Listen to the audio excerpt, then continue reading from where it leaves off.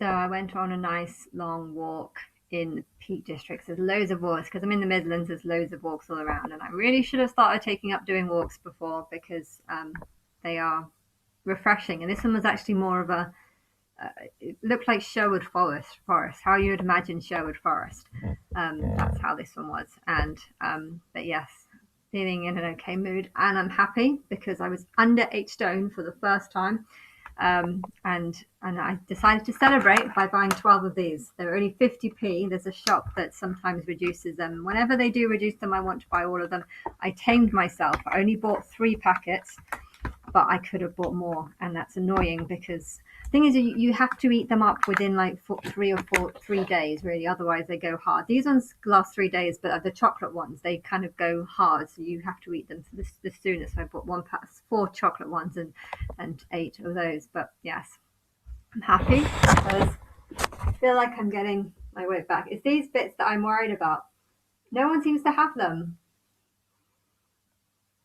But anyway, it's annoying me.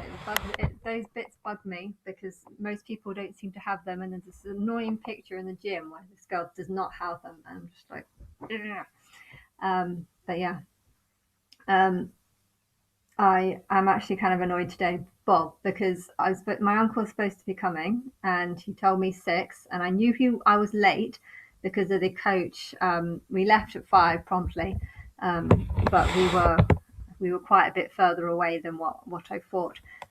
So we didn't get back till 6:40, and he called me at 6:40, and I tried to pick up the phone. Sometimes the phone rings and there's no button to press, which is really annoying. And I told him if he calls, don't just call once, call twice, because often when the phone rings, I can't pick up. So call twice in a row and I'll get through. He didn't do that. I called him straight back. It just rang, and then he turns his phone off. He's an idiot. He is an idiot. You could call this bipolar, but it's not.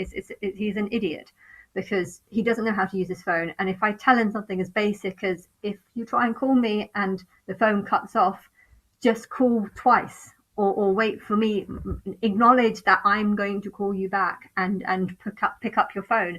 The number of times he's called me and I've called back and the phone has just rung, and then I call back again and the phone is off because he keeps his phone off. He thinks that if you keep the phone on, the battery's going to die. If your battery's going to die, your phone's going to break. So for some reason, he's got it in his head that he can't leave a phone on, even though the only way to contact him is through his phone. And so, yeah, so stressing about that for about 20 minutes. I got home at 7, still didn't call me. I waited till, well, now, and 7:40. Turns out that he'd gone down the road and booked a hotel. He knew what I was, and I said, why do you book a hotel? Oh, well, I didn't know what time you're going to be back. Well, I told you 6, and I tried to call you just after you called and you didn't get through. And then it's like, oh, well, no, but I just didn't want to be waiting around.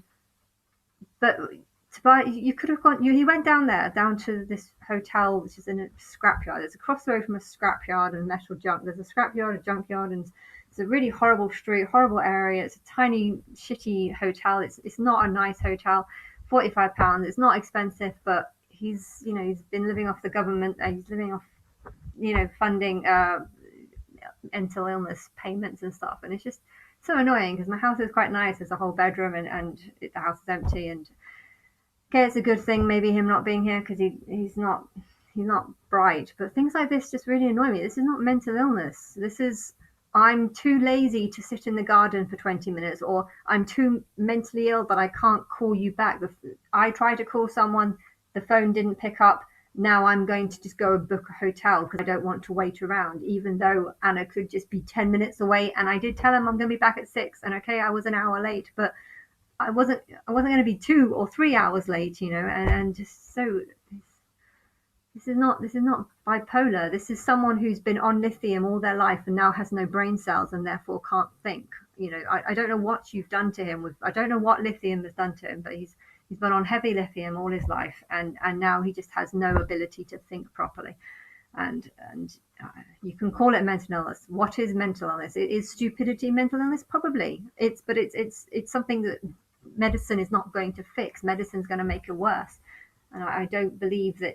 I don't know what lithium does. I don't know what drugs do. But I just to be 50 and not know how to use a phone. To be 50 and tell if you try and call me and the phone doesn't pick up, just call again. and then for him to respond by saying, that sounds too complicated to me. How is that complicated?